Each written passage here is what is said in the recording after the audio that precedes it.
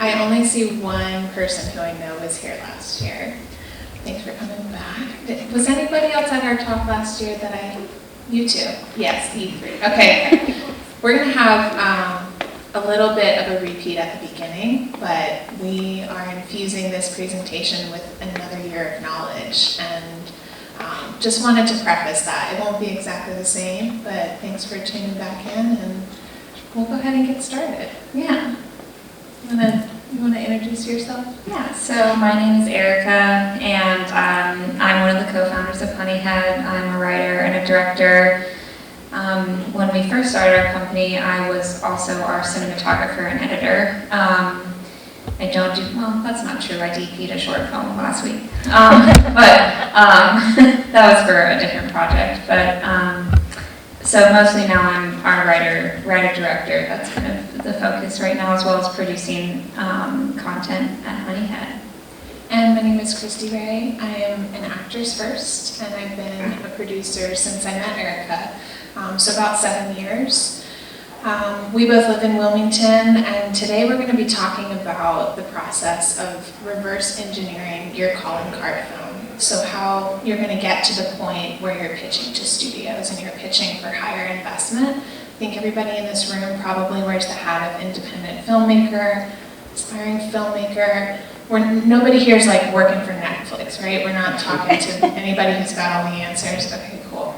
Eric and I don't have them either, but part of what this talk is, and we give it a lot at film festivals, is about us realizing that in the present moment, if we felt like we had to jump through all of these hoops to get where we are now, it might have felt unattainable and scary, and like maybe we would have never begun. And so this is about taking off your imposter syndrome hat, squashing those demons, and realizing you're already on the path. So we've created this presentation to reverse engineer the whole How we got to where we are. Yeah.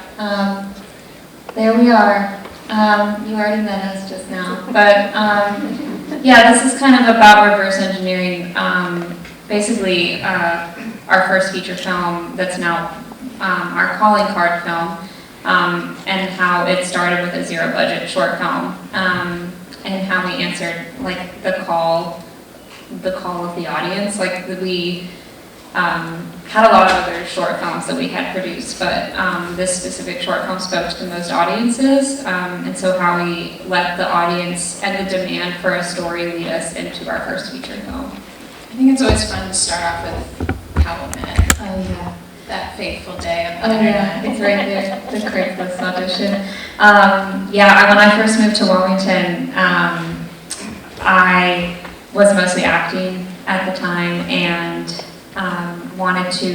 I had written and directed theater, and was mostly in live theatrical production, and wanted to move into filmmaking. So I wrote a short film that a friend of mine who was also acting in it was going to help produce, and we found some guys out of Raleigh, a production company that had just started, and they agreed to come down to Wilmington and shoot the short for free for a weekend.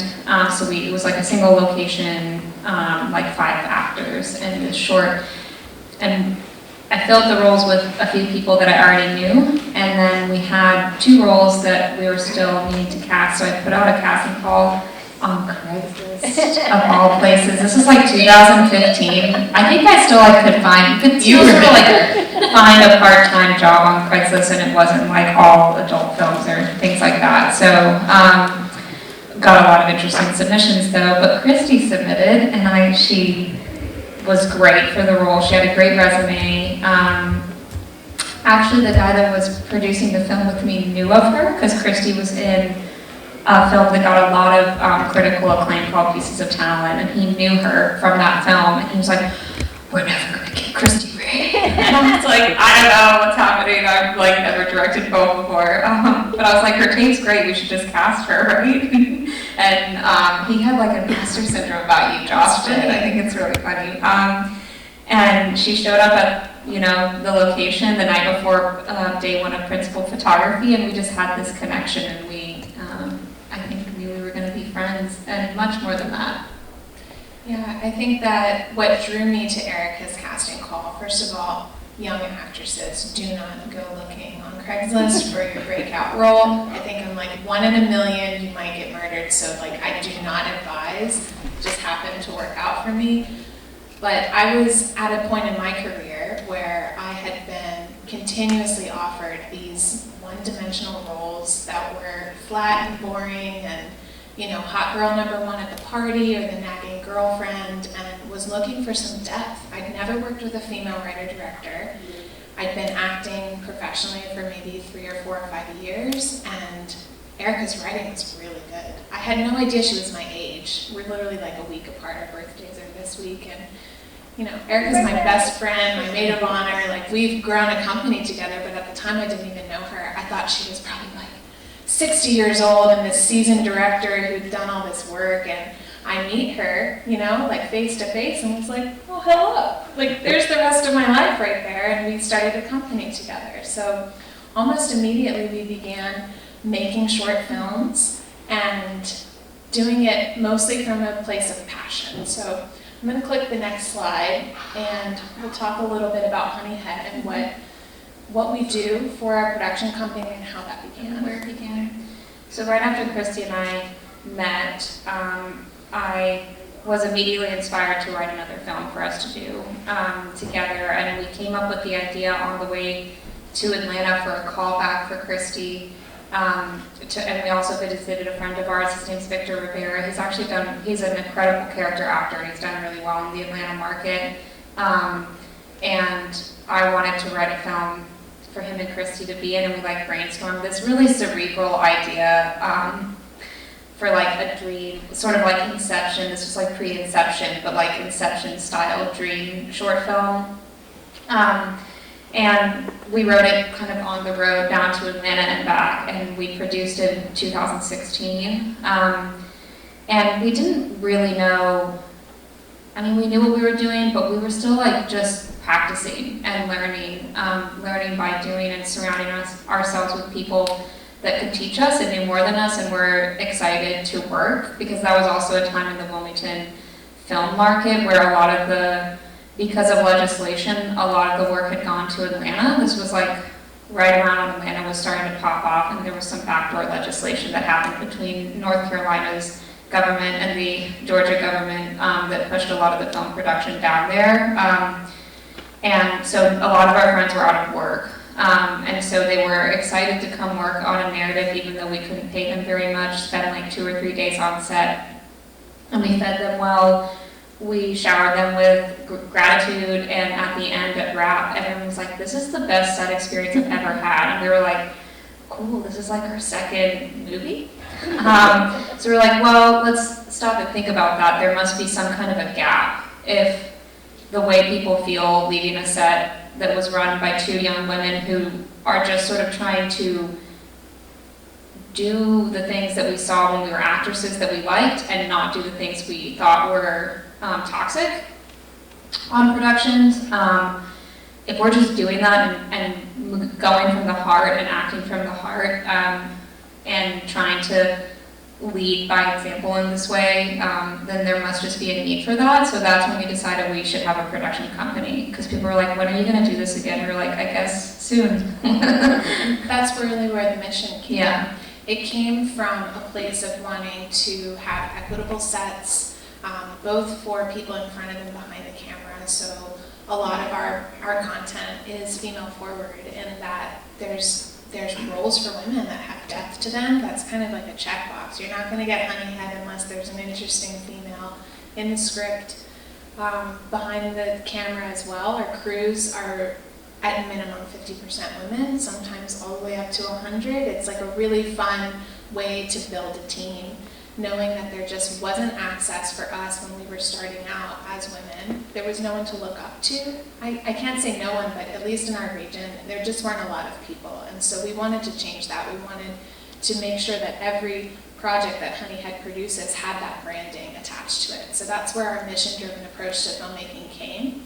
And that sustainable small footprint model that you see on the slide, that just came from the reality of when you're first starting out, you don't have a lot of funding, you don't have financing, you don't have resources, so how are you going to flip the script and not say, woe is me? How are you going to change your challenges and turn them into, you know, a fun, creative way of finding your place in the world and the stories that you want to tell?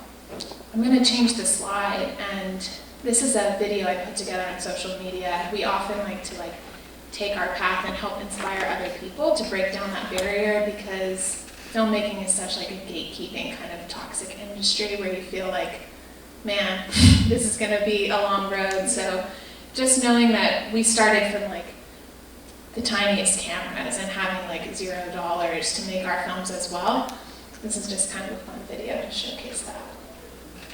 I needed a break. I needed to nail the pitch. I needed someone to say yes. I needed a mentor. I needed a green light. I needed access. I needed the secret password. I needed a rich uncle. I needed everything I didn't have so that I could make my movie and tell my story. I mean, the odds were so against me, being a woman, never having gone to film school, not having access, not having a rich uncle, not having any of the things that I thought I needed. So I found collaborators who were like-minded, not giving me a handout, standing with me shoulder to shoulder. Because waiting for permission, waiting for help, waiting for understanding is not doing. That feeling of yearning is coupled with action. It's not desperation, it's passion. I wasn't desperate anymore because I was making movies. Permission is an illusion. Yeah, I love that phrase, permission is an illusion. We love watching this reel. This is like that probably spans 2016 to 2017. Those photos? 2019 maybe? 2019. Like the first 3 years or Oh, so. I guess there are some from the music video where we're on the Black Magic, yeah. Yeah, so that's a fun way of just showing. We just went on and did things. I mean, talking about budgets, I know a lot of times people are like, how do I make even the first short film? You know, a lot of them, the first one we made, the very first one we worked on was literally no budget. I think I fed people, I made people homemade pizza and gave them a place to stay. The location was a family house where we shot, and everyone was just working for experience. The next one, the budget was about $2,000 that was self-financed. And then the next film was brought to us by an actress who had a script she wanted to star in, and she crowdfunded the budget for that, but it was still only about $2,000. And then that one won at Tryon. It did. And another one that was about $0, just people on a weekend wanting to go out for a day. And I will say, doing that, so we weren't like waiting for permission, right? We just wanted to make films, so we were figuring out how we could do that. And all the while we were valuing people. So if you're gonna get together a crew that just wants to shoot a good script in a day or two and have some fun and learn from it, you have to make sure you're treating them really well. And that when they walk onto set, they feel appreciated and valued, and that there's an agreement there, right? Because everyone's time is valuable. And a lot of these people that we've started working with at the very beginning now are on sets with us, and we're able to pay them their full rates, you know, because that's how our production company has grown with them. So it's a really inspiring journey to be on. We didn't start our company to be a business, and so that's something that's interesting about our story. It was just art for art's sake, and the more we did it and we find this model, the more people offered to pay us to do what we were doing. And so we think if we could go back in time and tell ourselves all these things, we might be a couple years ahead of schedule. So maybe all of you can take something from that. There's something to the way that you treat people. They want to come on the journey. They want to be part of your growth as well as your scaling, and they can recognize that in you. So stay consistent with how you treat people, but also don't do it for the funding and don't do it for the money. Making art for art's sake and just deciding it's not going to be perfect. You know, the first film that played at Tryon in 2017, we were talking about it yesterday. It's very dear to us, but it's not like our best work. We're not going to screen it for you today. You know, it's like you should be growing out of your production value, right? Like you should look at your films from a couple years ago and think, maybe I want to put that in the vault. You know, like maybe nobody else needs to see that, but that was part of my story and it was part of my journey. And abandoning perfectionism is really like the key to just get going, right? And so we called ourselves serial short filmmakers for years. I think it was probably until 2019 we were making maybe like 15, 17 music videos and like 15 short films we did between then and now. And that's where we're practicing those muscles and building that technique and really figuring out our vision and our voice. So Here it is, the zero budget short film. the short film that inspired the feature film that is now our calling card film. You want to talk really briefly just about the background of the story? I think the clip we're going to pull out of the vault is from the climax of the movie. Yeah. This was a story that I wrote, a script I wrote for Kristi and I right after we met in 2015 because I wanted us to play sisters. We both really wanted to play interesting, gritty characters that were challenging and against type for us, that had depth, and we wanted to play sisters. So I wrote this script called Lorelei. It's a 7-page short film. And then we couldn't produce it in 2015. We didn't quite have the community and the crew and the skill set to really do it justice in a way. The first short film I DP'd for us was 2017. So I wasn't shooting yet really in any capacity then. So there was a barrier to entry as far as crew. And You couldn't shoot it and act in it. That would be really that's true.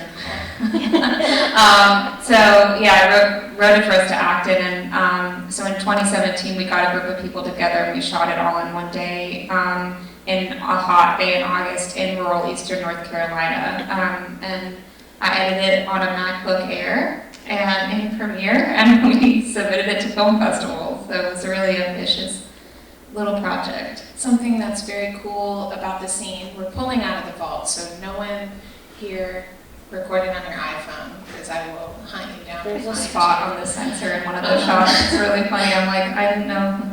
The script didn't change. All through all the drafts of the feature film, this scene remains the same in the feature. So you can see, you're not going to get to see this scene played out in its feature form, but it's evolved in ways, but the words on the page are the same. And so this was 2017, and now we're here in 2023. So it's like the genesis of the idea is still with us.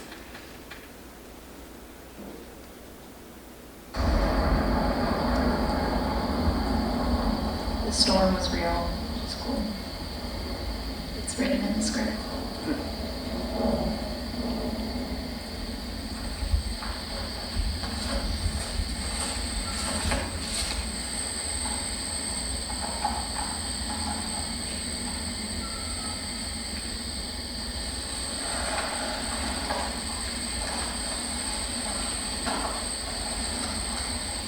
Thanks, Maria. Smells like it.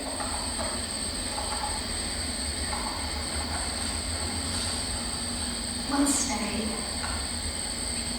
Janelle. How I want to. Just don't go back there. Don't run away again. I'm selling the property. It's fine. You could really start over here. I saw the bank's hiring. I mean, you're smart, and I've been learning to knit. I'd be a good aunt. You ain't gonna be an aunt, Janelle.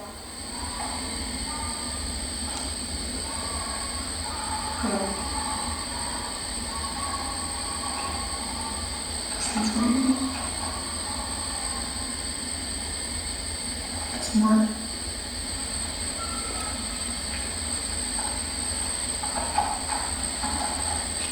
Are you sure? Yeah. I saw it. I didn't know what it was. It was so tiny, but I knew. She's gone. It was a girl. I thought so.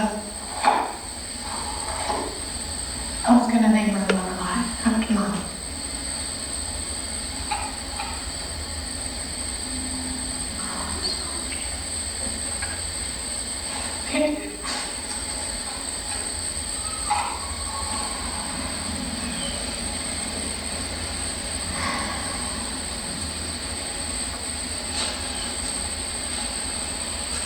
think it's running along again.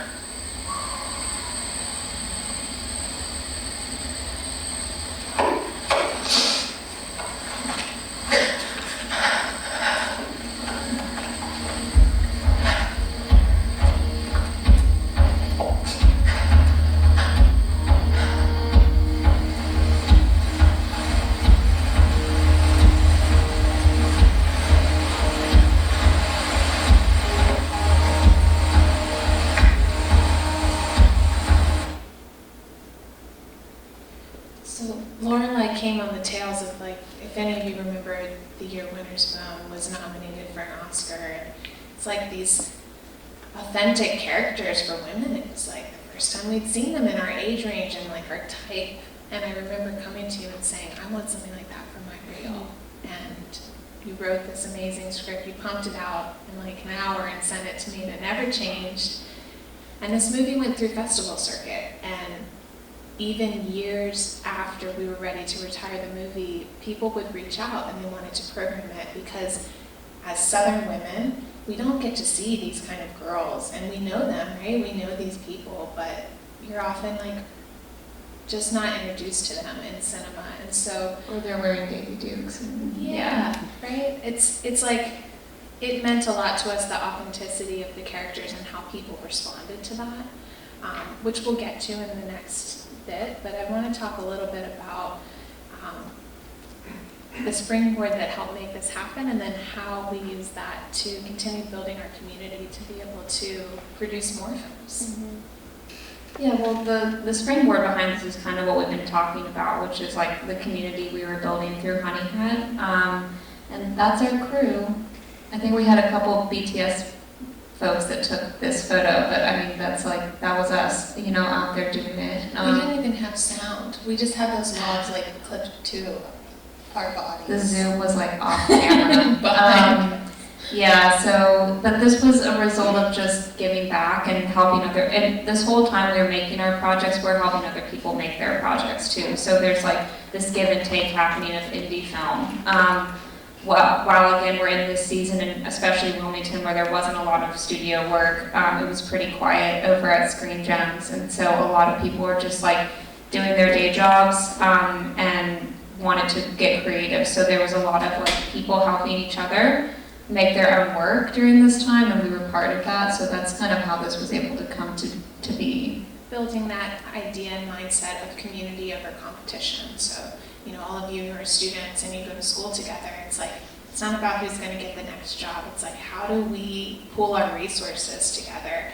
You're a great writer, you're a great production designer, you're the director, you're a good editor. Let's be a team, you know, and now let's help this person and let them have a chance to direct. And realizing, I mean, even the production houses in Wilmington, or the equipment vendors and things, all those people got behind what we were doing because they saw that generosity and that spirit that we were building as Honeyhead, and they wanted to help contribute to what we were growing, which was the independent film scene in the state of North Carolina. We're really invested in that.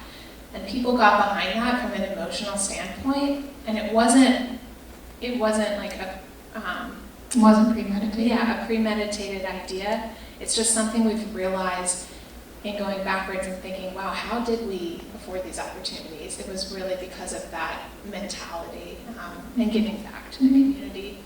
Also investing in people who you meet, who you connect with, that are going to be your long-term partners, producing partners or cinematographers you want to collaborate with and work with. Really being able to recognize that and have discernment when you can tell it's somebody who just needs something from you or wants something from you. Also, don't be that person. Don't be that energy vampire that just wants or needs something, and I'm talking to you for a reason. And people can sense that. They can feel that, and they see right through it. So it's about finding your authentic tribe, or what we like to call our hive. Right. So this taps into, I love this side-by-side that Kristi made of the two film posters, Lorelai versus A Song for Imogene, and which is what it grew into. So again, you'll kind of see the audience curiosity. That's kind of what was happening. Festivals were asking to program this film. I mean, 2 years after we made it, and by that time we were like, this film needs to go away, please. We didn't show you like the blown out wide that was in the establishing shot of this and things like that. So we just we didn't feel like it represented us, and also moving into the feature space, we didn't want this to be what people thought was like a proof of concept for the feature, because it really was very different. So, but responding to that, Kristi and I were getting to a place by the time this film was kind of in the festival circuit where we were getting curious about making our first feature and trying to figure out what that story would be. We wrote we tried to write like 2 feature treatments before we landed on turning this short film into a feature. It just felt really ambitious from a story standpoint, to tell like a compelling female-led kind of slow burn drama. It's just not super marketable, so we wrote like a genre film. We wrote this kind of like, period piece that was like a UFO story. They all kind of died on page 60 because I don't think our hearts were really in those stories, but we were trying to write something marketable. But at the end of the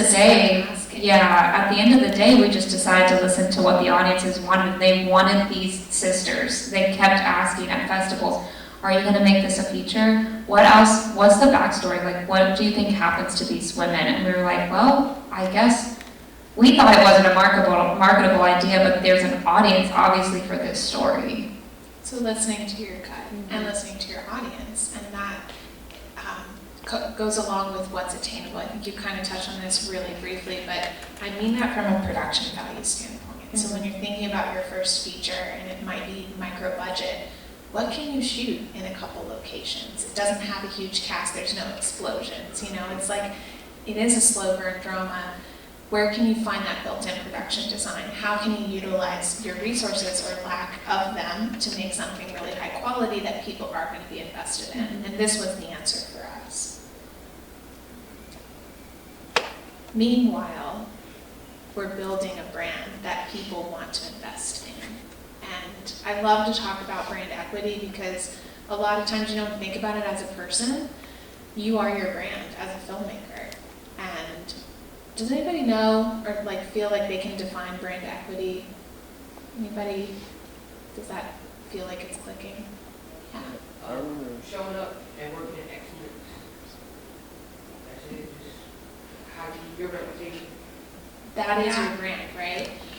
Equity being building your company and all of the things that go into how people identify themselves when they think of your brand and your company. That's the equity.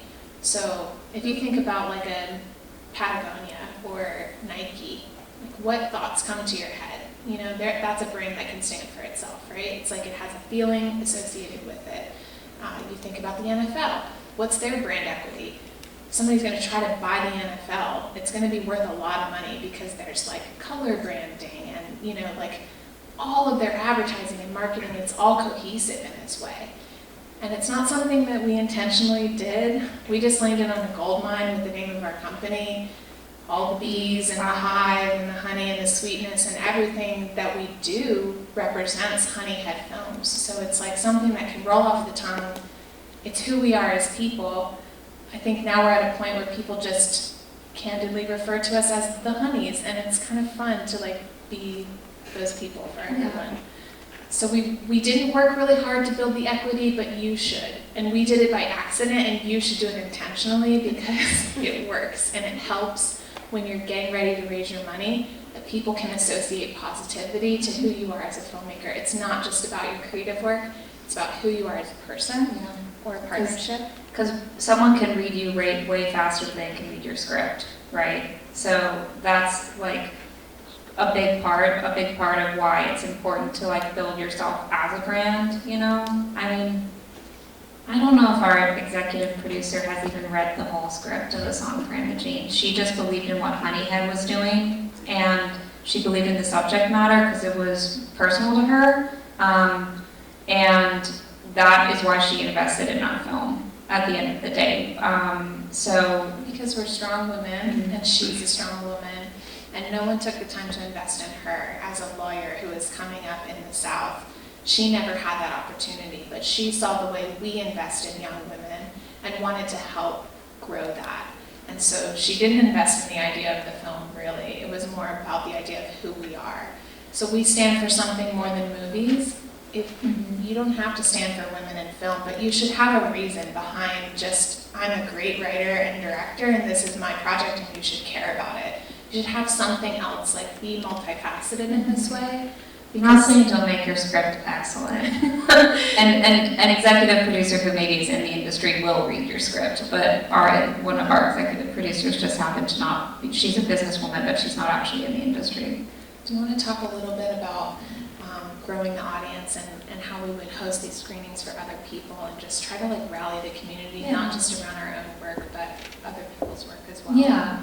Part of that community building, which is how we were able to make our first feature, is through, like, we started a film festival called WUF, the Wilmington Underground Film Festival, and it hasn't happened in like a year or so because we've just been so busy with our feature, but we just wanted to get people together and celebrate hyper-localized work, and we hosted WUF at like bars or breweries that had screening like projectors and like that, so those sort of resources in place. And we would also host like the Wilmington MVP music video party where we would do these like showcase, like, I don't know, we would get submissions and we would end up screening like 20 music videos all in this kind of curated edit, like back to back, so they all kind of like blended into each other. And whenever we would shoot a music video for a band, we always did a music video release for them where they would do a live show and premiere their music video. So trying to like, we did all of this without getting paid to do it. We just wanted to like build community, and it just was fun for us.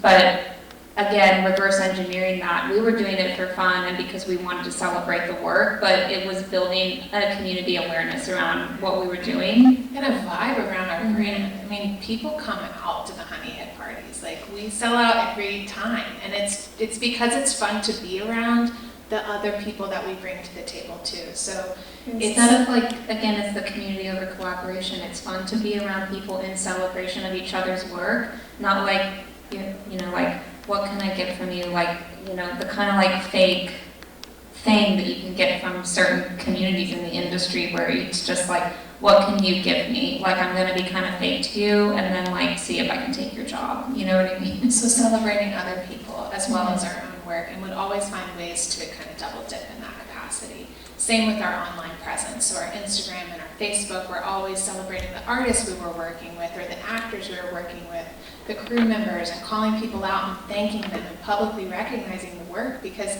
everybody else is just getting started and they're building their own brand too. So it's like sharing the good vibes and the wealth, both online and in person. Now we're getting into the real deal. Yeah, so we decided we wanted to make this feature, and we were first-time filmmakers, even though we had, you know, myself as the writer-director had written and directed multiple short films. We had this brand, this company that obviously could produce films. We had helped our friends make features at that point in roles that weren't, well, no, that's not true, in above-the-line roles. And you know, but from the perspective of the industry, you're a first-time director if you haven't made a feature. So a way to help prove the viability of the story and yourself as a filmmaker is to make what's called a proof of concept trailer, which is basically you take scenes from the film and you make a trailer before the film is shot. So it's like, here's kind of a snapshot of what the film could look and feel like. You're proving the viability of your cast, your crew, you know, your production value, and all those other things. The tone of the film, that you, as filmmakers, have the capacity to pull something off that feels marketable too. So it's often called a POC, proof of concept, that's what that stands for. We make these for people for hire. Sometimes people come to us with a feature script these days and they're trying to raise financing, so they'll hire us to create a proof of concept trailer for them. And it's really fun. It's like a 3-day shoot where you get to just shoot the trailer instead of the whole film.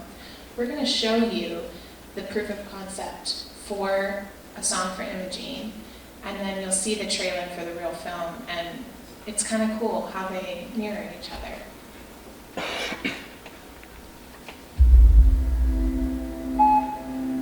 Cheyenne, I know you see me calling you. I Now you've seen Alex show up on the ID. What are you doing? How do you think this is gonna end, huh? You belong to me. Baby, we're out of condoms.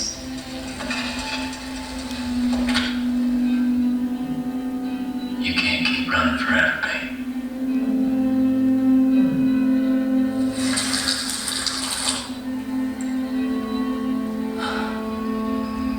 Hey, I need a ride.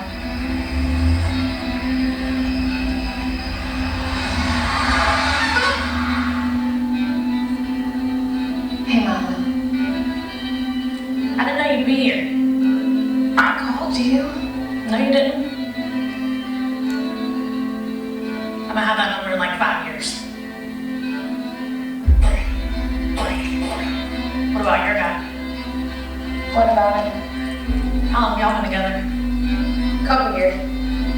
We met when I was waiting tables. He was doing contract work down in Gulfport in the base. How'd you end up here? Never thought I'd see you back in Robson County. Mama got sick. She was gonna lose a house. So I had to take care of her. There's something I haven't told you about the will. She cut you out.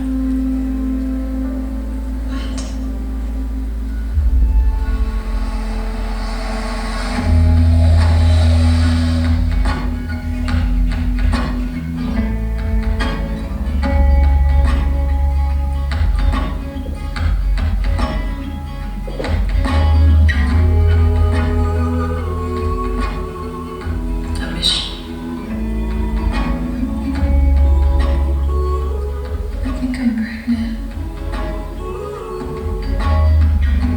That's a good thing, right? I think so. Does he know?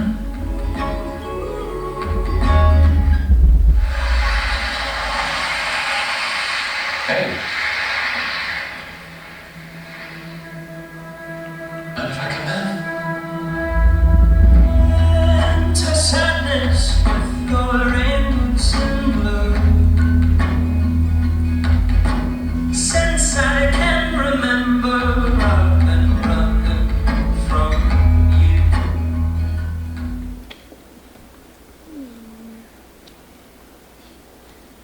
Something that's really cool about that, I haven't watched in a long time. It's the exact same cast, a lot of the same locations, same DP, same writer director. We built the rest of the team with this trailer. So we used this proof of concept to go find our real editor, to find our costume designer, to get our executive producer, to get our other producers on board. But the creative parts about this, I think I'm still wearing some of the same shirts in the feature, is how much it really mirrors what we ended up making. Granted, we did audition other people for the feature. They just ended up being perfect and right for it. We were just 3 years older by the time we actually shot the It's movie. kind of fun because actually some of this footage from the POC made it into the final cut of the feature because people were asking test audiences were like, we want to know more about the backstory. And we were like, we didn't shoot that.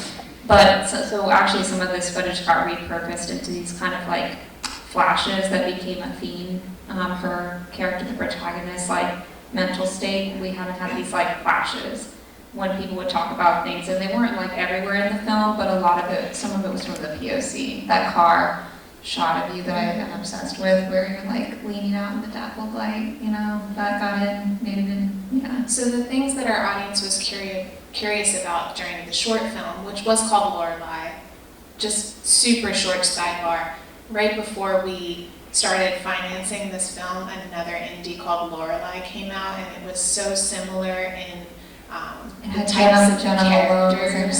Yeah. Yeah, that it just felt like we needed to rebrand the movie and change the title. But guess what? We tapped into the audience that we had already built around the brand and the story, and we said, hey, unfortunately we have to rename the film. What should we call it? And they got to be a part of rebranding it, so that created circled back to that brand equity, that created community around the movie, and people were like, I'm a part of a song for Imogene now. I feel really excited about that. So this now character, that it's suggested Imogene still holds a lot of, she's like stoked. She's like talks about it anytime I see Shanita. She's like, that was my name. She was like, I said Imogene. Like she is like really excited about it. So I love that. Yeah. So anyway, we built our team with that tool, and we highly recommend if you're trying to make your first short film to start with a proof of concept to help you finance. Once we had the team together, it was time to legitimize the project, and that's from a business perspective, that's from a website, that's from your seed financing, your grants, your crowdfunding, going out and pitching to investors. Is there anything you want to start with? I mean, this is like a huge part of the journey, is like proving yourself, not just as creative filmmakers, but as businesswomen or business. I think just learning to talk about your film as a business, that's what it is. At the end of the day, this is when you have to take I'm a creative, look at my script, I'm, a creative artist person hat off, and you have to put on like, I am a CEO of a startup hat on, and you have to go find people who are going to invest in your product. That's what you have to do. Especially as a first timer, when there's no, like what we're getting to here, this calling card film, you don't have that. So you really have to go pitch and get creative about where that financing is going to come from. Anyone that like knows about the startup world, has worked in that vein, this is pretty common, like having demo days, like where startups go in front of like a Shark Tank of investors and they pitch their idea. It's kind of the same idea with film. So you just have to learn about how to talk to investors about what they're investing in and what's going to happen to their money and how you're going to mitigate the risk and hopefully get their investment back. We did a lot of research. This was the year 2021. We shot the proof of concept during COVID. It was October 2020. And I think we spent the rest of that year and the first half of the next year researching. What does a recruitment waterfall look like? What should be in my pitch deck? We made a 40-page business plan that Don't do that. you don't need to do. Frank tells us all yesterday. I'm looking at Erica like, why did we spend 3 weeks doing that? It was online and somebody told us. I will say building a business plan taught us how to talk about the film because no one actually looked at our business plan that was written, but we regurgitated copy from that business plan all the time in conversation. Maybe they should take a stab at it. least read it, don't really write it. I mean, don't do that. Take your time to do other things, but it's just learning how to talk about your film as a business and it's a lot of money you might be asking from people, and they want to know, even if they're angel investors, you want to do right by them. We put all of those pitch materials onto a website but didn't make it public to anyone. So we kept the proof of concept under wraps. We didn't put it on social media. We had it as a private Vimeo link. It was under a password protected tab on the website. And if you were an investor and you come to us and you say, hey, I'm interested in your pitch materials, I'd say, here's the password. You feel exclusive, you feel special, you look at all of it. It's not just out there for the world, right? You're still keeping your idea close to the chest. You're making people understand there's legitimacy here. And so on one side of it, you're focusing on the financing, but on the other side, you're still building the audience for the film. So how do you do that with a proof of concept you can't share with the world, no money to shoot the feature yet? What did we do? Mood shoots. I love to tell young filmmakers to do this. We would go out and I would photograph our actors in scenarios, right? So in landscapes we thought were evocative of the film. Our lead actor, and this is from Colorado, so we had a trip out there and we did this fun little photo shoot with him and Kristi, and they feel like stills. I shot a lot of them 16:9 and colored them how I thought the film would look and feel, so it could almost be a frame from the film. It's kind of the aesthetic we chose. So it's a way of showing people your actors and your tone and building a social media presence and a following around the way the film feels without actually having content from a film or even from the trailer yet. And I like to tell people to go do that because you can take a few hours and you just spray, get everything you can, go back. You might have a couple months worth of content or more to like sprinkle onto a social media account, put in your pitch deck. Stills are great for a pitch deck, you know, because it just helps. It's better than, you know, here's just like a bunch of things from Shop Deck, or I'm gonna go like Google this movie and try to find like a kind of medium res thing. I'm gonna put it in this deck. You know, you have these like nice high res professional quality stills that you can put in a deck that help elevate, you know, the tone and the value of the thing that you're pitching. And they help people invest in the characters, so they're hungry for the content, they're hungry for the film when it's actually time to premiere it. You have people who still haven't seen the movie who love Cheyenne and Janelle, and they're really excited about that. And we've been doing that for 3 years, so they've been following along. We also, really briefly, and I'll take questions after about crowdfunding, but I just want to say that if anybody's interested in trying to do that, we use Seed and Spark to raise a little bit of seed financing to be able to attract equity investors and partners, and it's wonderful. It's just films, so you're not competing with all the noise of something like Kickstarter where there's books and podcasts and video games. Seed and Spark was great, and we were able to raise $75,000 in less than a month on that platform. But we had a lot of content visually, and we had a lot of brand equity and the story behind Honey Hut, so people decided to invest in our crowdfunding campaign for a multitude of reasons. So be multifaceted in that way when you're trying to get your seed financing together. Which kind of circles back to the big why. Yeah, I feel like we've touched a lot on this about the different things that make Honey Hut what it is and the reasons people invested in the project. You know, it's like what we care about, sustainability and filmmaking, you know, using locations with built-in production design, shopping secondhand for wardrobe, which also fit the aesthetic of the film. You know, we ran green sets. We tried not to use a lot of like single-use plastics. We have people always know when they come to Honey Hut, we're gonna have bring your own water bottle, bring your own coffee mug, compost. Yeah, so we're just trying to make the film industry a little less wasteful. So those are things, you know, having at least a 50% female crew. Our whole above the line team is women, which is awesome for imaging, and then hiring people on potential over proof, right? So our gaffer, it was his first time shooting a feature. Our DP, same. Production designer, wardrobe, costume, everybody's first time as a department head, except our sound mixer, Josiah, had been with us a few other features.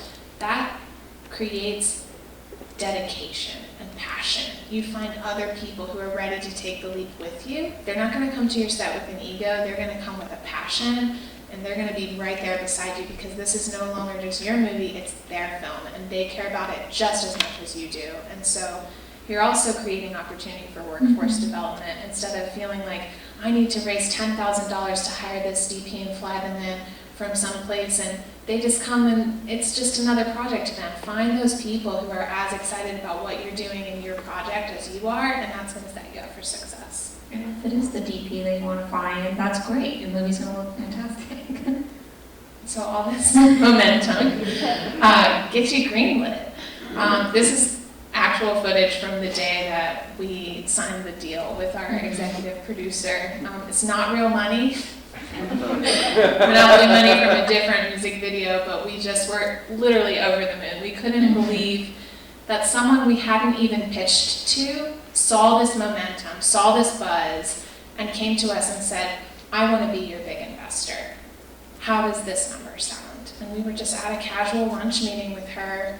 We met her through my husband, who's here with us. She owns a restaurant he used to work in like 10 years ago. And so it's like people like that. She was a business mentor to us for a couple of years. She knew about the project, but she doesn't know anything about filmmaking. She just saw something in us and was like, I want to get behind that. And she signed a check and we did a dance. We were pretty stoked.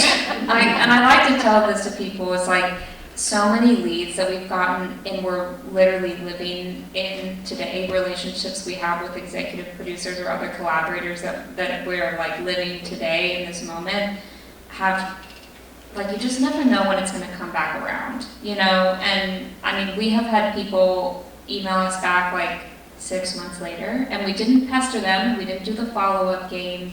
That's a big thing I tell people. One follow-up is completely substantial, and don't become the pest that the person's going to be like, man, that script was great, but whoa, I don't think I can work with this person. They're a little too desperate sounding, you know, in email world. So I would say like one follow-up is great. You're on their radar. Like we've had multiple times a year later, 6 months later, 2 months later, someone circles back. You're in their mind. Hey, I was just thinking about this. Sorry, my slate has been so full. You know, that happens. So like, you never know, speaking of like being your brand, you never know like what impression you're gonna make on which person and how it's gonna come back around. So just know that that's how it goes in this industry, you know?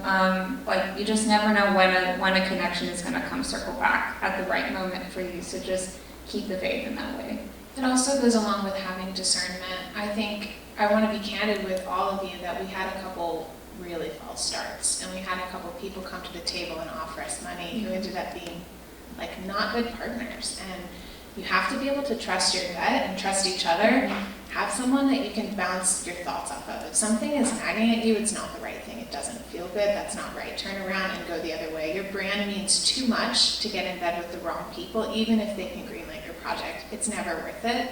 We had to walk away from like $100,000 from somebody who just didn't feel right. I could tell the reasons he wanted to invest in the project were for his own weird reasons, and it was a really tough conversation. I remember calling you and saying, I don't think we should do this. I don't even remember this guy's name we were trying to remember this morning, and at the time it felt like he was the key. But part of it, Erika said, I don't really want some guy being like the key to us making our film. We've worked so hard with this female brand, and then this like weird guy that makes us feel weird is the key to all the answers. Like, we should just walk away. And we trusted that the universe would provide. And literally our EP, her name is Colleen, she came to the table a couple weeks later and said, the universe is just telling me to do this. I just sold a big property, I have this extra cash, I want to give it to you. I don't really care if I get it back. If we win some awards, that's great, but I'm not doing this because I think we're gonna make $1 million. And we couldn't believe it, because that's just the leap of faith sometimes you have to take, but really trusting your gut and having discernment is like the best piece of advice I can give. So, we made $1 million film.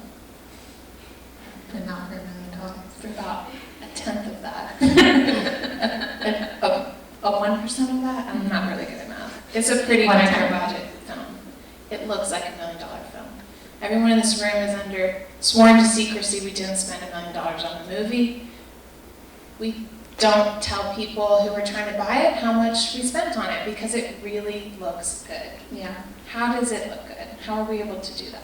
I mean, this was through, so our entire camera lens G&P package was donated to us for this film by a production house in Wilmington who had been collaborating with for a while. So our film, we had yet to do like a what this film should have actually cost if we had paid for everything. People came out and worked for reduced rates. You know, there were a lot of, all our locations were donated. We had a lot of gifts from the community that we had been giving back to for years and years and years that came to the fore to make this film possible for the money that we had. So I want to like put that out there, is that it was like, you know, many years in the making, this film, from the standpoint of how we were able to shoot it, the camera we were able to use, the lens package we were able to acquire, and all of that. So the money you put in front of the camera didn't have to be real money to us. It was the good vibes we put in for years and years and years that came back and looked like money in front of the camera. Yeah.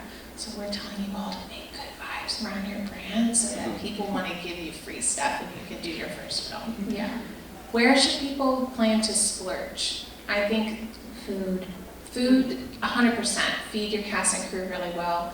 We had a non-salaried chef. We had like the famous caterer of Wilmington Film cater this movie. North Carolina, North shoot, or cheese. Yeah, people like our crew found out Danny Nation was catering it, and they got so stoked. The whole crew was like, "Danny's catering this movie." We're like, "Yeah." Like she also worked for a bit of a reduced day rate, but it was not nearly as much as what the rest of the crew did for us. That was a line item that never changed. Never changed. The catering line item never changed.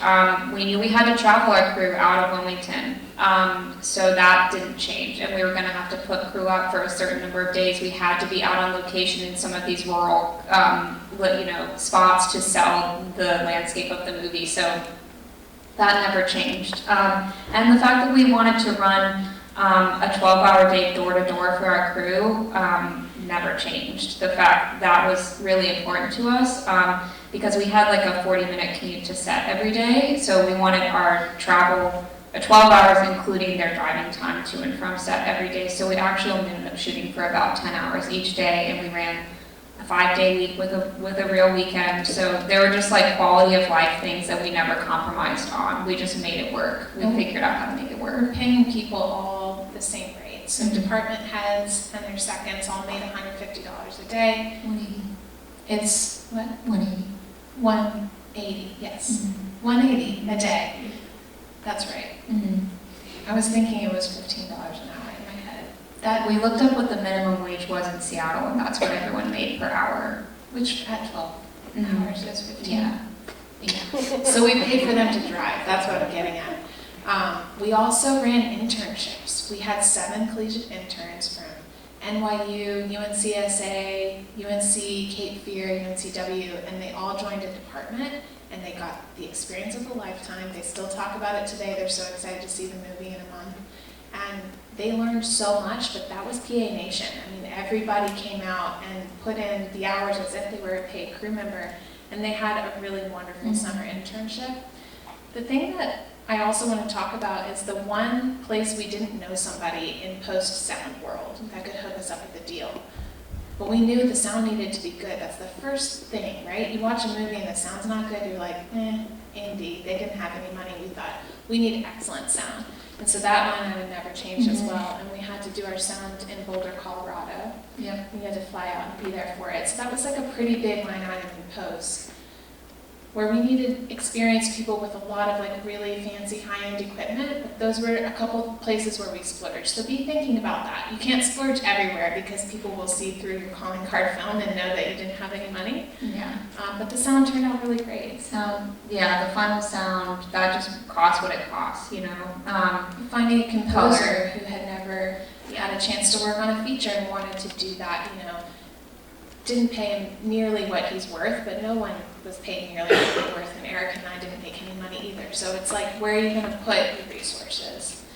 The last thing is about the name talent. I know you have to, like, you have so many things to say about that. I think it's really interesting. Yeah, so there was a time when we entertained casting a name for the role, the sister role that I played in the short, and then a wonderful local actress named Mackenzie Barwick plays in the feature, and also the proof of concept. And that role was open, and we were entertaining the first go-round of pitching this film. We were pitching it at a modified low budget.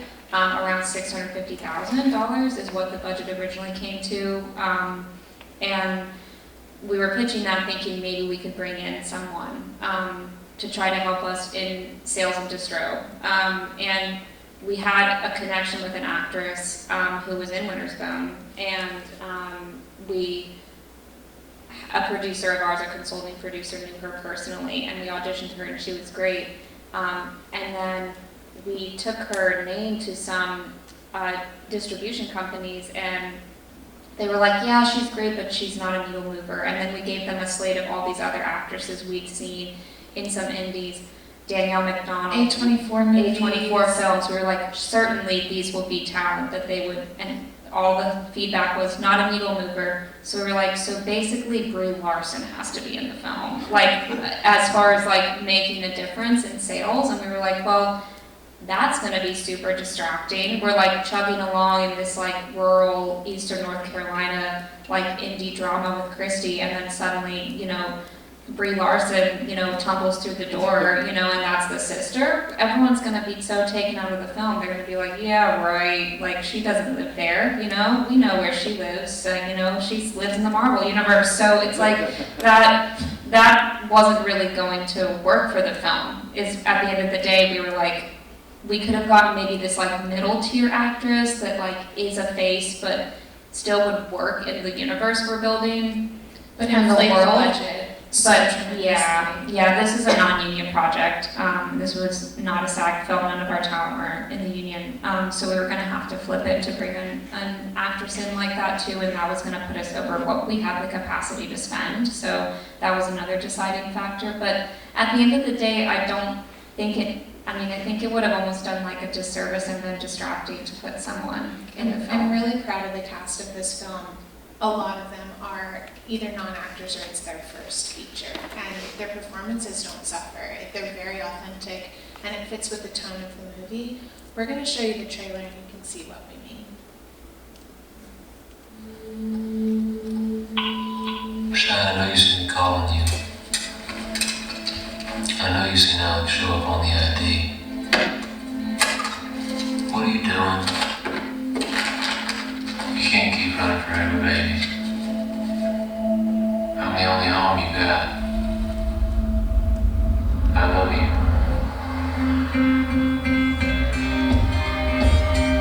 How's it gonna fix this, huh? Mama, I need some money. Like your father, always running. You know, Alex is the reason I don't play anymore. Why I can't pick up a guitar.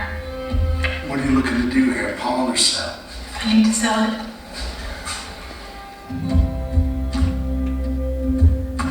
I didn't know you'd be here.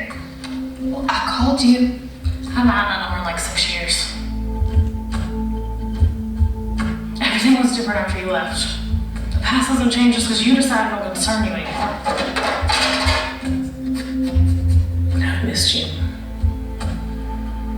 I think I'm pregnant. Does he know? I want to do it on my own. He's got this hold on me. Ain't good. Not like he's messed with my mind. I'm looking for someone you might know. Cheyenne Barrow.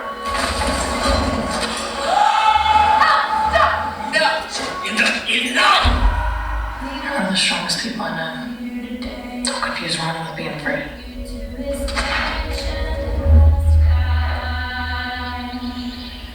Hey.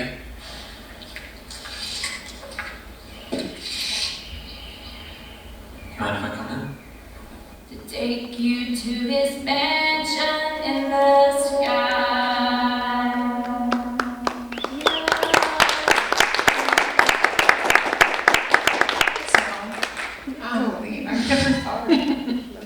Are there any like burning questions? We've got 2 slides left and then we're going to take questions, but anything that we need to touch on right this second? Yeah, Eric. Where was Lorelei shot at?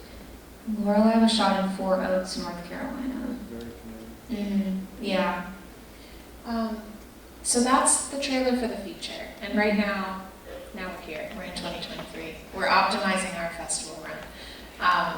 What do you want to say about this? Our premiere was at an all-female film festival. Or Not all female. Not all female. It was Gina Davis's film festival, Bentonville Film Festival, which our producers rep thought would be a really good premiere for us, just because of the diversity and inclusion initiatives at that festival. And so we actually submitted like 10 days late because it wasn't on our radar, and we got in. The programmer who watched the film loved it, and we got to go to Bentonville in June and do our world premiere there, and Sold out. sold out. The screen. Weeks early. It was Yeah, it was awesome. It was really good press. We had hired what's Publicist. a publicist. Kristi does a lot of that. She's very responsible for the brand image. I take no credit. We had a publicist that we hired for that festival. That's what the budget could afford, was to hire them for like a 2-month stint to get us through our world premiere and then into some of the other festivals we had submitted to, and they got us a bunch of critic reviews, which are so important. I definitely advise investing in a team that's going to push your film to critics, because it's wonderful exposure and it really validates the film, and they have strategic ways of doing that for you. Those quotes mean a lot, you know. Yeah. I think one of the critics said Erika Arlee crafted one of the year's finest low-budget indie films. I put that quote everywhere. And it's on Rotten Tomatoes, you know. There was a point where we had 100% up there, and somebody gave us kind of a lame review a couple weeks ago, and now it's like 87%. But whatever, it's like you've got that credibility from people who aren't in your community now, who care about the film, and they're telling people, and you can put those quotes in that little RT little tomato thing everywhere, and people are like, this is important, it's legit, I need to pay attention to it. That must cost $1 million. And Yeah. they don't know. They have no idea. Something we didn't realize at this festival is that the people that you meet there are like, you never know where they might come into your journey. And the next feature we're working on, which you'll see a slide from in a second, I had written it before we went to Bentonville, and it was on our radar because we were just jazzed. We were like running off of Imogene. We were like, what's the next film gonna be? We're ready to capitalize on this festival run to make the next movie happen. We didn't know it was gonna happen so soon in this way where we had it in our back pocket going to Bentonville, and we knew we wanted that. We were like, we want at least like an elevator pitch of the next project and to have a script that we feel pretty good about. So we like pumped, before we went to Bentonville in June, it was like pumping the script out, sending it to the first round of readers, getting feedback, and because we wanted to be able to go, and if we met someone, be able to say like, yeah, we have the next film, what do you want us to send you? Like, do you want to read the script, you know? And did we meet someone? We did. We met an executive producer of a film that we went to see, also a first-time female writer-director, female story, and he found out about our film, and he actually changed his flight so that he could stay and see our film and watch it. But it was sold out, and we didn't have any ticket for him, but someone from our community who drove their motorcycle across the country to be at the world premiere had 3 tickets, and I found out, and they buddied up with Ivan, and he got a front row seat. He loved the movie. He came out to the lobby after, and he said, what are you working on next? And I said, this is the moment. And it was like busy, there were all these people, it was really loud. I thought, I don't want to give him the elevator pitch now, let's just set up a Zoom meeting for next Wednesday. And he's like, I would love to talk to you, Erica. I gotta fly back to LA today. We'll talk on Wednesday. And we had a 2-hour meeting with him, 3 days after our world premiere. And he's signed on to produce our next feature. And he's extremely excited about the brand of Honeyhead. He talks about the karma surrounding who we are as filmmakers, even more than the creative product, but he really loves Fallout. And this is like the new part of what we're teaching people is you never know when you're gonna meet them. So you always need to be on, you always need to be authentic and be yourself, but be ready, you know, with the back pocket pitch. Read the room. If it's like loud and buzzy and they feel distracted, don't give them the pitch now. Just talk about them, like, you know, engage authentically, get their number and follow up. That would be the time to do it. Yeah, so yeah, we've had, and I want to say Ivan is a person who we sent our materials to, and then we didn't hear from him for 2 months, and we were like, it's probably a dead end. We followed up one time and then didn't keep bugging him, and he came back to us like 2 or 3 months later, and he was like, I've been swamped. I got so many pitches after Bentonville, and he was like, but yours was my favorite, so let's schedule a time to meet and talk. And so it like all came back around. We were starting to feel like we had kind of started pitching or sharing with other producers and EPs that we knew who had shown interest in the concept. Very different than Imogene. It's a post-apocalyptic thriller. So that we had already kind of started to like warm the room with other producers, and then Ivan came back into the table. So you just never know. These things just take time, and you have to be patient and keep working. Don't put all your eggs in one basket, but be prepared for things to come back around. I will say that the other producers that we're having conversation with, until they watched Imogene, we're just other filmmakers to them. And then they say, I would love to see your film. I would love to watch it. They mean that sincerely. We send them a private link, and they get back to us and say, wow, and you're good people? I want to help you succeed. Who should I introduce you to? And they're setting up meetings for us with people in doors we would never know how to walk through a year ago from now. Places we dreamed we would be in, conversations we just sometimes pinch ourselves and are like, what, Jessica Biel? It's like, okay. And it comes from being a good person, but also being a high quality filmmaker and being able to prove yourself. And so that's the end of our speaking point. The part that we love most about these presentations are the talk back and the questions that we can help answer, and they always end up sparking new ideas and thoughts. So anybody who's got anything to say about anything that we've said today, we'd love to hear from you. Yes. Yeah, did you guys have like your coaches or mentors or people that you guys leaned on? And who were those roles for you and how did they help you? Oh my gosh. Yes, we definitely have mentors. The question was, who are our mentors that we leaned on?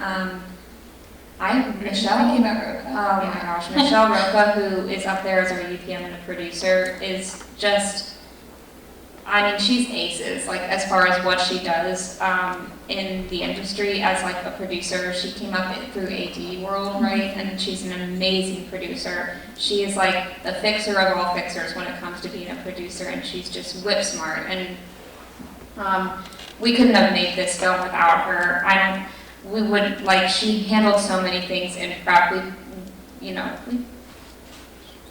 we prepped shit out of imaging. Like, we really did that. And Michelle was a huge part of that. And, like, as far as, like, our gear, I think about things that wouldn't have come together without Michelle. Our gear package, our insurance, the budget. All the scary things, the technical things that aren't creative. You need someone on your team like that. Now that she's guided us through that process, I'm able to do it on my own and teach other people as well. And so it's that give back cycle that you're going to need people to tap into. It's a huge question, and she's not the only one. Andrea came to the table with so much guidance. Even Colleen, our executive producer, from a business standpoint, she has a whole different opinion about how to run things. And don't be afraid to ask questions. Don't be afraid to tap into those people who are going to teach you. Yeah, so a lot of producers, I think a lot of producers have been in our corner. Fellow female producers have been in our corner. One of my biggest mentors is a shooter editor. His name's Terrell, and he like hired me when I didn't know what I was doing from an editing standpoint. I'd taken like one class in like Final Cut Pro in like 2012, and like he hired me because he wanted to just teach me how he edited. He's totally in the commercial space, not in the narrative space at all, but he taught me how to edit. I learned how to shoot by editing his footage, which is a thing for all you people that are interested in being cinematographers and want to shoot and edit your own footage. Find a cinematographer you really like and be an AE for them if they are doing post, or like working in a post house with an incredible, the Lighthouse Films, that was one of our production companies. I was like an AE for them, and they are like fully turnkey in-house, and their cinematographer grad is a producer on imaging and an incredible shooter. And I learned his eye, and by watching his takes and editing his takes. So that's like a really good way to learn also. And Terrell just like, he provided the camera package for our first film. Like, he's always championing us and cheerleading for us. And like from a technical standpoint, Honeyhead would not have gone to where it was as like a video production entity if it hadn't been for Terrell teaching me everything he taught me. Yeah. And now we teach, and we teach, and we teach, and we have so many interns and people that we mentor. So it's all that boomerang energy. Any other questions? Yeah. Yeah, while you were in your serial short film making phase, what was something that you did that kind of altered the trajectory of what you were doing? Deciding we wanted to be full-time. When we were in the serial short filmmaking phase, we both had other jobs, which we laugh about. We say someday on a talk show, maybe we'll tell people all the random part-time jobs we had. We should tell them. I was a mall elf. I was like Santa's elf at the mall. I was the cheese girl at Whole Foods, and I worked at a dog kennel. I cleaned houses, and which ended up being like therapy. Like, I was like the cleaner, and for a lot of these people, I would go to their houses and they just wanted to talk to me, and it ended up being like, Erica cleans your house and you go to therapy with her. It's really interesting. I was a birthday party Elsa, and I mostly did birthdays where they would play the whip and the nene, so it was like a twerking birthday party Elsa.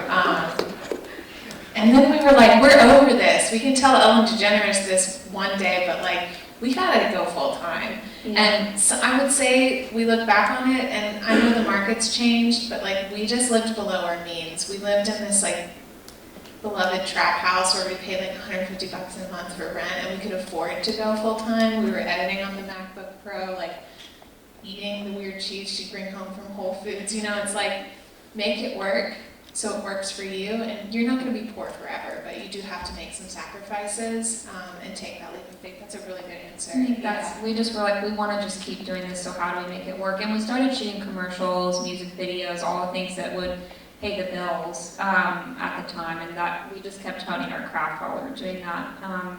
And eventually, we just were narrative filmmakers making commercials, and that just became like a brand. Eventually, people would come to us and say, can you make it feel the way it feels this other person's video I saw, make it feel that way. And we're like, that's just storytelling for your brand. That's all we're doing, is we're not doing the like flashy commercially thing. We're like shooting a documentary about your brand because we just want to make movies. So the fact that it's about your like health and wellness thing, you know, like we're just gonna make it a movie about your health and wellness. And it actually became like our brand was a commercial entity, and then we had to make another leap where we said goodbye to that branch and we passed that work to like independent contractors that work with us a lot, but you know, we had to eventually do a rebrand where we weren't like the video production company anymore, we were the film production studio. And I think something else that's coming to mind on social media as our company grew, a lot of new filmmakers, maybe even just like high school age people who are trying to get their start would reach out and say, wow, you seem so approachable, what can I do? Can I come shadow on your set? How can I learn from you? So we just started a database of people who wanted to shadow, and then it became grips, and it became wardrobe people, and hair and makeup people, and DPs, and now we have an Airtable with like over 500 people in the Southeast who all want to work with Honeyhead.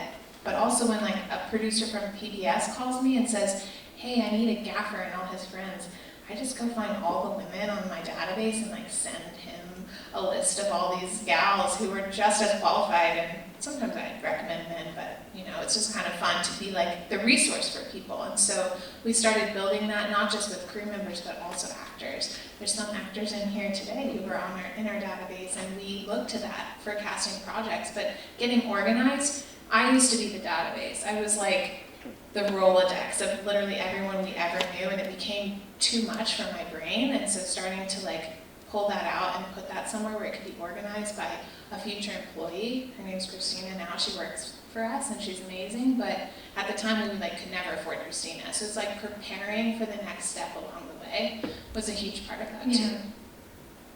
Great question. Yes? I interview a lot of people, that's why I have a lot of questions. For a lot of people want their own brand themselves, put themselves out there. What were some of the differences with you guys coming together as a team and being able to like, encourage each other? Like the difference between being just yourself and being a dynamic duo, so to speak. It's huge when you think about the different hats that we wear, and it's less about branding, but more about how we could get by. Share the load. Yeah, that's kind of like the, I say to a lot of people, like it's so important to find that other person, or maybe two other people, or whatever your team, because it gets hard out there, you know, in the trenches of trying to work in the film industry, and working in the film industry, and it's nice to be able to lean on people. There have been a lot of times where I would, especially making imaging, when like no one takes you seriously, and you're like, I know what I want, and I'm like technically qualified to do this, you know, and people just won't take you seriously, and it gets hard. So having someone to lean on, and Kristi's leaned on me, I've leaned on her. So I think like as a single person, even if you're trying to brand yourself as like an auteur filmmaker, writer, director, and you kind of want to be this like nomad writer, director that can pair with anything, you know, in this way where people kind of hire Honeyhead in this way when they're working with us, but you can still have a tribe. Like who's a cinematographer you really love to work with? Who's a producer you really love to work with? You know, someone that's really passionate about wine producing. Like who is that person that you can call you can call on, and you know, when you have a project. I think it's totally fine to brand yourself as just yourself. I think, but someone we know who's done it really well, look up Parrish Steichleather. He's a Wilmington filmmaker. He has a feature that he's financing right now called Long Drive to Yadkin, and he started with a short from concept, almost like the same thing as imaging, and he's just a single person who has a team around him, but Parrish and his vision is so distinctly Parrish. It's like who he is as a person. The way he dresses is the way his movies feel. And I think when I think of like a single branded person, that's who comes to mind. Yeah. And he's somebody that you could know, you know. So Stike Leather, spelled exactly how you would think. I know. Yeah. I know. Yeah, he's wonderful, and he's a dear person. I like want to invest in his film because he's, you know, just good vibes. But he's also like Mr. Vintage, and all his movies are set in like ambiguous 1960, and he, like, I feel like he's from that time, you know, in this way. So it's fun. Anybody else have questions? I feel like your hand went up a couple times. Mine was about what y'all did, what your day, you know, your day the day before jobs, it really yeah. got to the point that you did. Yes, dear. What is Fallout like about? That's a great question. It's a post-apocalyptic thriller. It's about a mom who, her daughter actually gets taken into this militia group that's an antagonistic militia group, and she has to go rescue her after she gets taken. So that's kind of the skinny of it. Her daughter's about your age. She's 12. And it's like when the world has collapsed. So how society looks and feels differently and how people have to interact with themselves. It's set in eastern North Carolina, but it's not called North Carolina anymore. There's like no government, so it's like, I don't know where we are. Who's the girl in the photo there? Oh, that's fun. This gal, so this was a mood shoot. We didn't actually shoot a proof of concept yet. We don't have any financing behind it. Her name is Riley, and she, I know you already know the answer to this, but she's the daughter of our executive producer who came on board for Imogene, who also is now a partner in Honeyhead and has invested in our company as well. But she favors me, just, you know, like genetically, the adopted daughter of our EP. So we cast Riley and had like a fun day. It was 120 degrees. She almost passed out. It was really hot. But she was so excited to get to play with, obviously we had an armor on set. And these were real guns, but they didn't have any ammunition in them and things like that. But Riley also was in Imogene, and she got to come be background actor in that, and she's an aspiring actress. So it's all about opening the door and continuing the cycle and creating opportunities for people who have done that for you as well. Yeah. I know that Fallout is kind of the anticipated next project, but how many concepts are you all working with just in terms of things that are swimming around, that what comes after Fallout, what comes after that, just how many ideas are you working with at one time usually? So many ideas. I'm also writing 2 buddy comedies. One is for a friend of mine. It's a commissioned piece that is just going to be a spec naked script that we're going to try to sell. It's like Step Brothers meets Jumanji. So very different, but I'm writing it for him. I'm writing my own buddy comedy that's a road movie. It's kind of a dark comedy.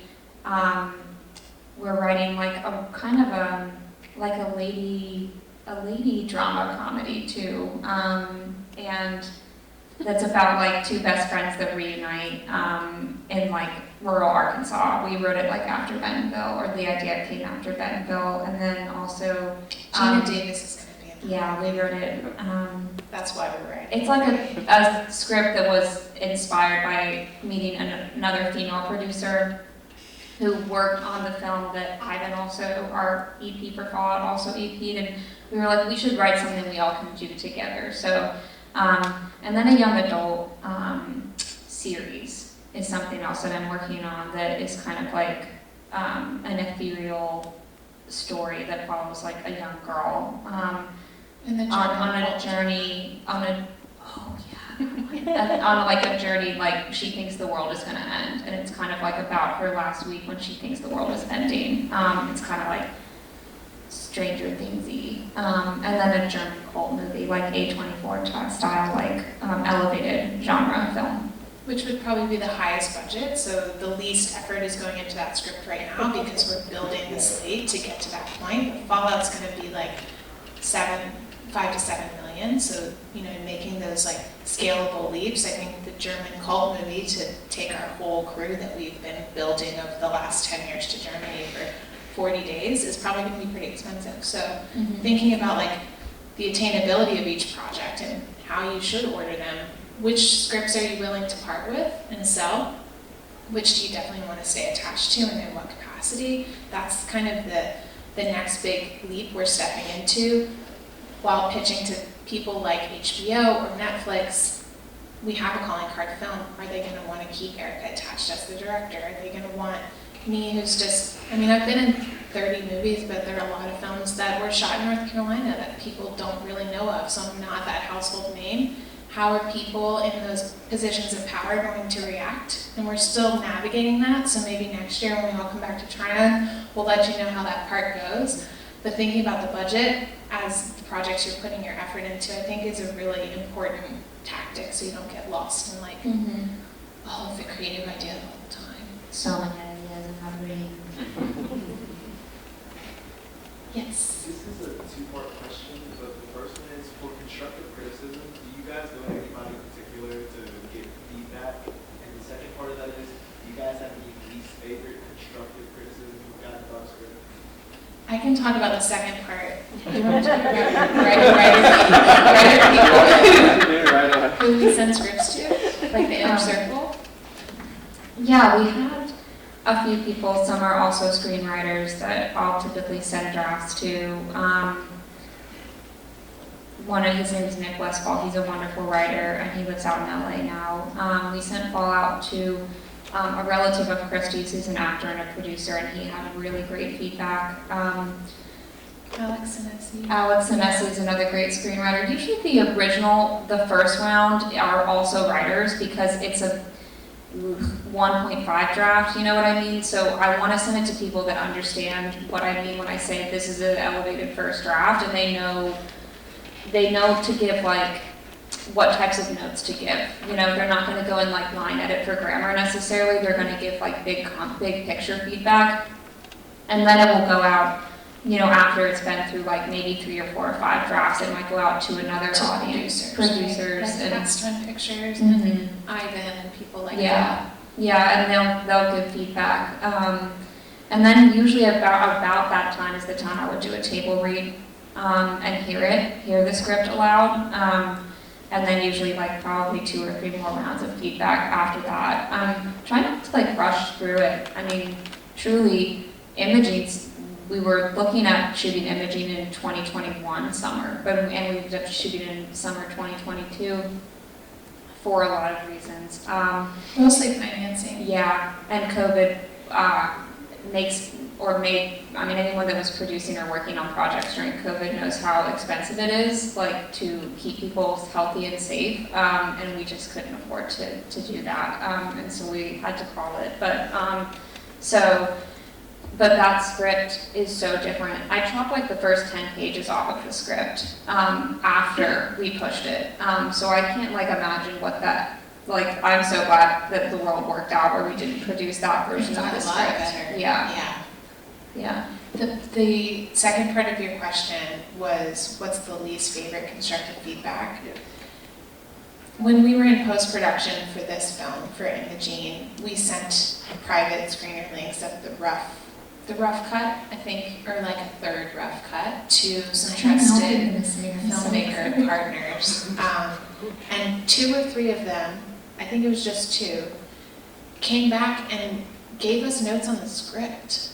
Well, I think it should be like this. What if the sister, I wish that you had done this, and do you have a scene like this? Rewriting the movie, and not something you can fix in post. It just makes you feel terrible, like your movie isn't working. It's not helpful at all. We're not asking you to go back to the table. We're not going to reshoot this. Do you remember how awkward that was? It was like, why are you even wasting your typing? I mean, it wasn't a person, but it just felt like if you don't have something constructive to say, don't say anything. When you're looking for feedback, when you're giving people feedback on an edit, make it about the edit, not about what you would have done differently as a writer. That was just so disrespectful and strange. Yeah. Great question, though. Yeah. Yes. How do you balance all of your productions and hold yourself accountable, since you are the producers, and it's you are making the dates and the deadlines and stuff like that? How do you balance that all? Kristi has a fun thing she likes to talk about, the horse race. Oh, yeah. The horse race of projects. Yeah, we kind of like have a whole whiteboard in our office back in Wilmington of all the projects that are happening, because we still produce, like we just wrapped a short film that was a client project. When we say client project, we mean like anyone that brings a script that is financed to Honeyhead and wants us to produce it for them. A lot of times it's a writer-director or a writer-director with a producer, and it could be a short film, a feature film, a proof of concept, all of the above. And they're all there on the whiteboard, and sometimes they like, one will move forward a little bit like this, you know, because like the financing came in for prep, and so now we're doing this, you know, and then maybe over here we got a meeting with an EP, and now this feature that we have that's like an in-house feature is going to slide up here for priority for a little bit, and like we kind of like do a really good job splitting things now, like delegating and bringing support in from outside of our company core, but also like us, like someone's going to take this pony over here that won the horse race, and someone's over here doing this. I think a lot of things in both of our inboxes get marked unread and pinned to the top that are the passion projects, or that are something that doesn't need to immediately be solved or taken care of. And when I say that, I mean that respectfully, but I also know that Ivan did that to us too, because it took him 2 months to get back to us, and I know it meant a lot when we heard from him, and we were a bit discouraged, but like sometimes you just have to prioritize. There's things that are hot on the plate and they need to happen. It's usually when it's fully financed and greenlit and bankrolled, that's when the attention goes to it, and it's 100%. I have to kind of compartmentalize in this way. Now that we have a team that works underneath us, we can delegate tremendously to those people as well and say, you're prepping this project today, I want you to report to me at the end of the day what got done. I'm getting briefed on things, I don't have to work on it, but I know it's moving in the right direction. I can step in and add guidance when I need to.